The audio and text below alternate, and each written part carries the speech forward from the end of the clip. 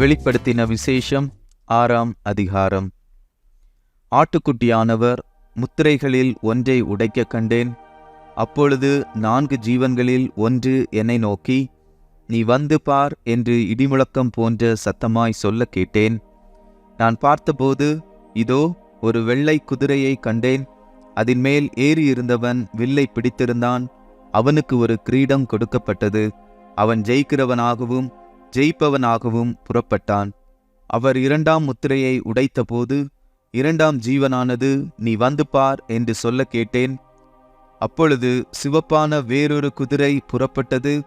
அதன் மேல் ஏறியிருந்தவனுக்கு பூமியில் உள்ளவர்கள் ஒருவரை ஒருவர் கொலை செய்யத்தக்கதாக சமாதானத்தை பூமியிலிருந்து எடுத்து போடும்படியான அதிகாரம் கொடுக்கப்பட்டது. ஒரு பெரிய பட்டயமும் அவனுக்கு கொடுக்கப்பட்டது. அவர் 3ஆம் முத்திரையை உடைத்தபோது 3ஆம் ஜீவனானது, நீ வந்து பார் என்று சொல்ல கேட்டேன். நான் பார்த்தபோது, இதோ ஒரு கருப்பு குதிரையை கண்டேன். அதன் மேல் ஏறியிருந்தவன் ஒரு தராசை தன் கையிலே பிடித்திருந்தான். அப்பொழுது ஒரு பணத்துக்கு 1 படி கோதுமை என்றும் 1 பணத்துக்கு 3 படி வார்கோதுமை என்றும் எண்ணெயையும் திராட்சரசத்தையும் சேதப்படுத்தாதே என்றும் 4 ஜீவன்களின் மத்தியிலிருந்து உண்டான சத்தத்தை கேட்டேன். அவர் 4ஆம் முத்திரையை உடைத்தபோது 4ஆம் ஜீவனானது, நீ வந்து பார் என்று சொல்லும் சத்தத்தை கேட்டேன். நான் பார்த்தபோது, இதோ மங்கின நிறமுள்ள ஒரு குதிரையை கண்டேன். அதன் மேல் ஏறியிருந்தவனுக்கு மரணம் என்று பெயர். பாதாளம் அவன் பின் சென்றது. பட்டயத்தினாலும் பஞ்சத்தினாலும் சாவினாலும் பூமியின் துஷ்ட மிருகங்களினாலும் பூமியின் காற்பங்கிலுள்ளவர்களை கொலை செய்யும்படியான அதிகாரம் அவைகளுக்கு கொடுக்கப்பட்டது.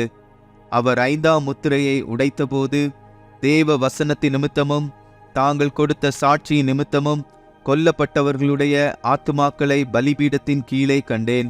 அவர்கள், பரிசுத்தமும் சத்தியமும் உள்ள ஆண்டவரே, தேவரீர் பூமியின் மேல் குடியிருக்கிறவர்களிடத்தில் எங்கள் இரத்தத்தை குறித்து எதுவரைக்கும் நியாய தீர்ப்பு செய்யாமலும் பழி வாங்காமலும் இருப்பீர் என்று மகா சத்தமிட்டு கூப்பிட்டார்கள். அப்பொழுது அவர்கள் ஒவ்வொருவருக்கும் வெள்ளை அங்கிகள் கொடுக்கப்பட்டது.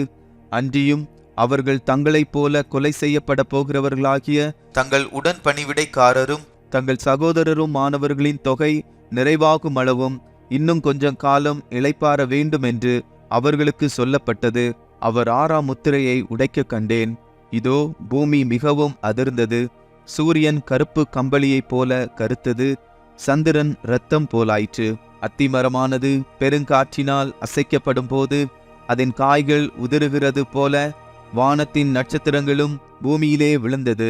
வானமும் சுருட்டப்பட்ட புஸ்தகம் போலாகி விலகி போயிற்று. மலைகள் தீவுகள் யாவும் தங்கள் இடங்களை விட்டு அகன்று போயின. பூமியின் ராஜாக்களும் பெரியோர்களும் ஐஸ்வர்யவான்களும் சேனை தலைவர்களும் பலவான்களும் அடிமைகள் யாவரும் சுயாதீனர் யாவரும் பர்வதங்களின் குகைகளிலும் கண்மலைகளிலும் ஒளித்துக்கொண்டு பர்வதங்களையும் கண்மலைகளையும் நோக்கி, நீங்கள் எங்கள் மேல் விழுந்து சிங்காசனத்தின் மேல் வீற்றிருக்கிறவருடைய முகத்திற்கும் ஆட்டுக்குட்டியானவருடைய கோபத்திற்கும் எங்களை மறைத்து கொள்ளுங்கள். அவருடைய கோபாக்கினையின் மகா நாள் வந்துவிட்டது. யார் நிலை நிற்கக்கூடும் என்றார்கள்.